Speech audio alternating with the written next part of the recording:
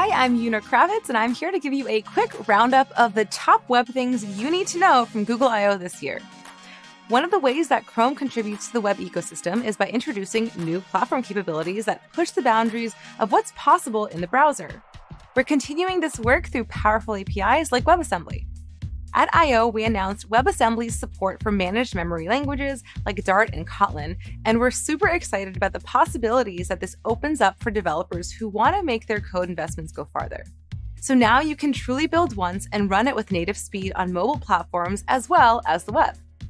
Another feature that we're particularly excited about is WebGPU.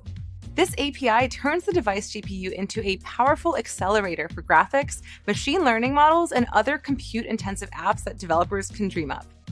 If you haven't noticed, AI is all the rage right now, rightly so, and with the performance gains that developers can make with WebGPU, the platform is getting ready for AI-first web apps. With the new features landing at a renewed pace through initiatives like Project Fugu, the browser is getting primed for advanced web apps that can deliver fast and rich experiences for your users now. It's exciting to see businesses find success in bringing their products to the web and reaching users faster.